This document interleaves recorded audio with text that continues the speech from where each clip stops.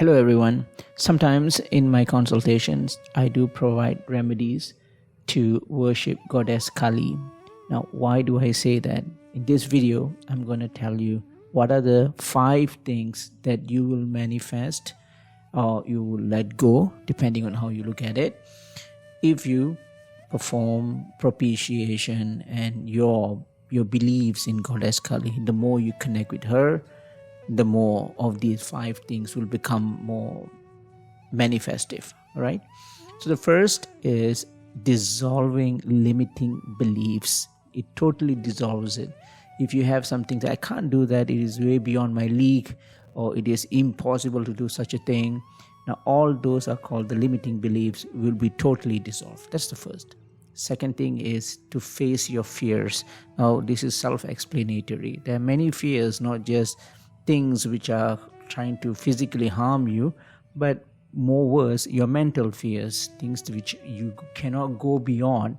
It may not have to be just very tangible related fears. It can be things like your fear of not having something, or your fear of losing someone, and all these things are fears. Third is realizing your egoic constructs. What are your what was your values? What are you built out of this? Your beliefs, where they are. Now, they are usually encapsulated by your egocentric self, right? The prideful self, the ahamkara. Now, you need to release that. It's like if you need to learn something, you need to unlearn first. It's like that. Our beliefs and constructs needs to be curated every now and then. We need to know what our beliefs, what we are doing, what our thought processes, what our perspective, our principles, our philosophies and all that. And usually these constructs or beliefs are encapsulated within the sphere of ego or ahamkara. Now, worshipping to Kali will remove or will release that egocentric constructs, and it will give you a more dharmic view on your beliefs. The fourth is liberating yourself from old attachments, things which are clinging on to you, usually a bad habit, a bad perspective, something which has been there for many years and it's so difficult to get rid of it. Things that you really need to drop right now, those sort of things. Now, worshipping her will do that.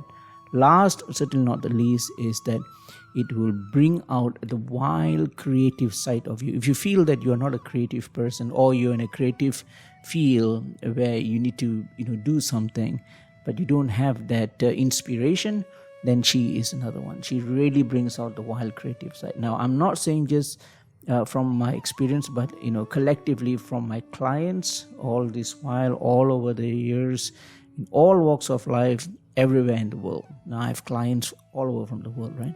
And these are encapsulates which I've received and which I've thought about and giving it to you. So I hope you would understand next time if you were to take a consultation from me, and if I were to advise you to worship Kali, these are the reasons. Now, even if you are in a situation, if you need to have any of these areas to be resolved, then she is the one for you to go to. Thank you for watching. Namaste.